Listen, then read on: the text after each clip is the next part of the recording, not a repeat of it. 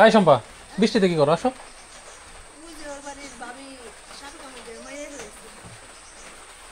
কারে সাপে কামড় দিছে? মরে গেছে?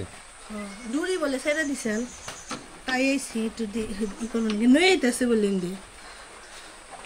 আসসালামু আলাইকুম, আশা করি সবাই ভালো আছেন। সকাল থেকে আবার আমাদের এখানে বৃষ্টি শুরু হয়ে গেছে। তো বৃষ্টির ভিতরে শাকসবজিও নাই তেমন রান্না বান্না করার জন্য। পরে সম্পারে বললাম যে আমাদের এই যে কামরাঙ্গা গাছে প্রচুর পরিমাণে কামরাঙ্গা ধরছে এবং যার বেশিরভাগ কামরাঙ্গাই পাইকা পাইকা পড়ে গেছে।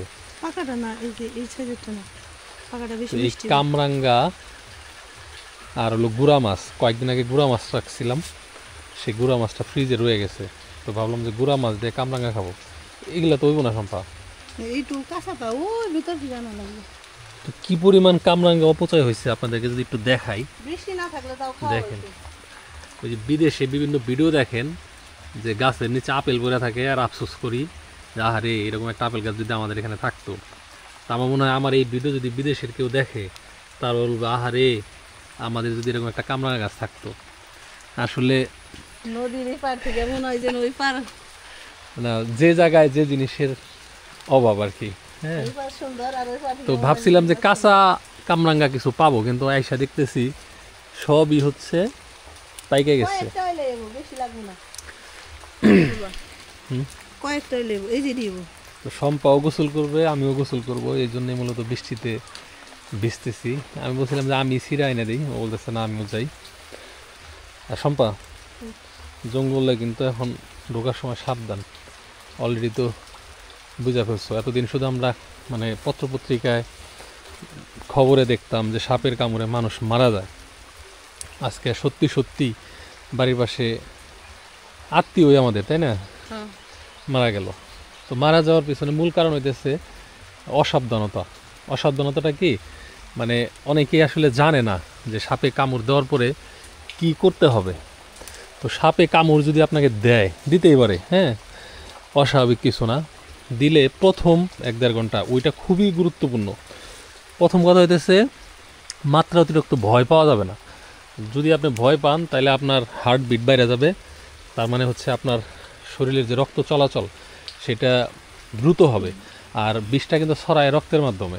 তো যারে কামড় দিছে তারে হলো সান্ত্বনা দিতে হবে, তারে বলতে হবে যে চিন্তা করো না, সাপে কামড় দিলেই মানুষ মরে না। হ্যাঁ, আর আমরা একটা ভুল যেটা করি, ওই সরাসরি আগে ওঝার কাছে যাই। ওঝা কখনোই ভাই এই সাপের বিষ ঝাইরা দূর করতে পারবে না, যে যে যত বড় দক্ষ ওঝাই হোক না কেন, ঠিক আছে। তো ওঝার কথায় জার ফুক করে সময় নষ্ট করেন না। নাম্বার 2। নাম্বার 3 হয়েছে অনেকেই বাদ দেয় হাতে, সেইটা অত শক্ত করে দেওয়ার কিছু নাই। ওটা দিতে হবে হলো সুতি কাপড় দিয়া হালকা করে, ঠিক আছে। আর উপজেলা হাসপাতালে নেওয়ার দরকার নেই। ম্যাক্সিমাম উপজেলা হাসপাতালে সাপের যে ভ্যাকসিন এগুলো থাকে না। হ্যাঁ, আপনার যেটা করতে হবে, পারলে সরাসরি জেলা শহরের যে হাসপাতাল সেখানে চলে যাবেন। আর হলো বাড়ির আশেপাশে পরিষ্কার পরিচ্ছন্ন রাখতে হবে। আমরাও করছিলাম কিছুদিন আগে, কিন্তু এই যে বর্ষা মাস, তো বর্ষা মাসে মানে জঙ্গল খুব দ্রুত বাড়ে বৃষ্টির পানিতে। আল্লাহ আলাদা ধরনের একটা গাছের জন্য প্রয়োজনীয় পুষ্টি উপাদান মনে হয় দিয়ে রাখে, যার কারণে আপনারা খেয়াল করে দেখেন যে বৃষ্টির সময় ঘাস টাস এই যে এই সমস্ত সব পরিষ্কার করা হয়েছিল, কিন্তু সেই আগের মতো হয়ে গেছে। তো মারা যাওয়ার পরে এখন পর্যন্ত আমি শিওর না, এখন অনেকেই বলতেছে মারা গেছে, অনেকেই বলতেছে শিওর। তুমি সম্পা? সবাই কইতেছে আর ওই যে পোলা পান দুধে কানাকাটি করতেছে। কারণ গ্রামে তো আবার গুজব মানে ছড়ায়, মানে হয়তো সে একটু অজ্ঞান অবস্থায় আছে বা আছে, কয়ে ফেলাইলো যে মারা গেছে। তো দেখা যাক ফাইনালি কি শোনা যায়। আমাদের বাড়িতেও প্রচুর সাপ আছে, আপনারা নিশ্চয়ই জানেন। ওই যে কয়েকদিন আগে ওই ঘরের মিস্ত্রিরা সাপ দেখছিল। কই যাও? এখন আবার কই যেতেছো ওইদিকে? তুমি থাকো, তোমার ওইদিকে জানলাম না, আমি নিতেছি। আমি নেই, তুমি তুমি যাও। ছাগল দেখো না খাইছো?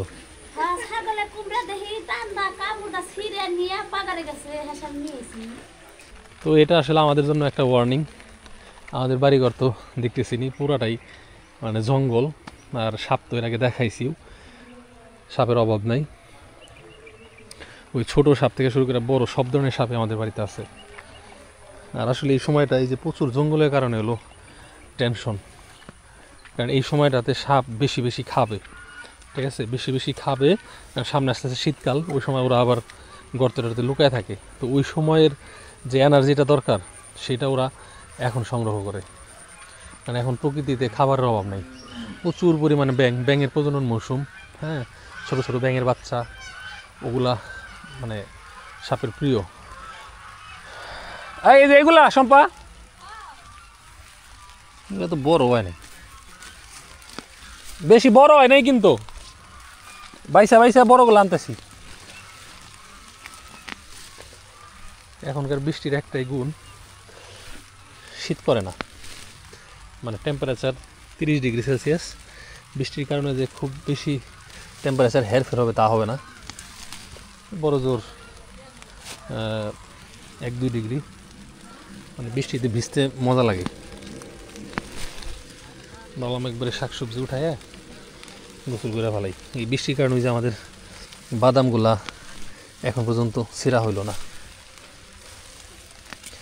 আবার এই যে ভুট্টাও প্রায় পাইকে আসতেছে, সেটা পরে একদিন দেখাবো।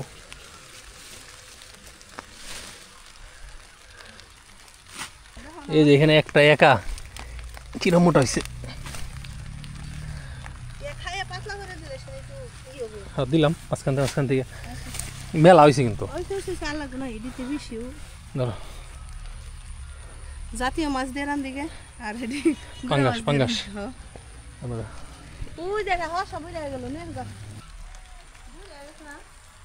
হ্যাঁ, তরকারিতে দিয়ে দিও, ওই যে এর সাথে দিয়ে দিও। কি কয়, গাছই নষ্ট হয়ে গেছে বৃষ্টিতে।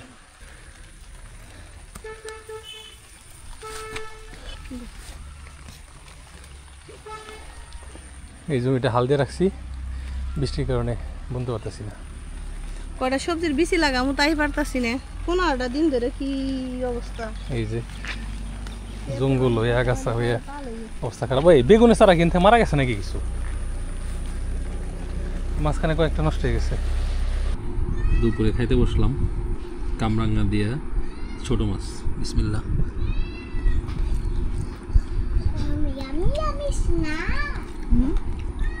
কামরাঙ্গা দিয়ে খেতে চাও? হ্যাঁ, বিসমিল্লাহ। খাবে একটু? আমি পরে খামনি, খাও। যদিও মনটা একটু খারাপ, কারণ শেষ পর্যন্ত ভাবি সাপের কামড়ে সত্যি সত্যি মারা গেছে। না, তুমি একটা মাছ খাও। তো বিষয় হচ্ছে কি, সকালবেলা রান্না করতে যাবে, ওই রান্না করার সময় ওই মাছার থেকে খড়ি যাবা নিতে গেছিলো। আর যেহেতু বৃষ্টি হইতেছে, সাপটা সম্ভবত শুকনো জায়গায় আশ্রয় নিয়েছিল। এটা খাবো। এটা খাবা? তো গ্রাম অঞ্চলে এরকম ঘটনা বহুত ঘটে। রান্না করতে গেলে ওই খড়ি যাবার মাছার থেকে লাকড়ি টাকড়ি টান দিতে যায়, মূলত দুর্ঘটনাগুলো বেশি ঘটে। খালি তুমি না, যারা কাজ টাজ করে বাড়িতে তাদের সবাই বলে দিও।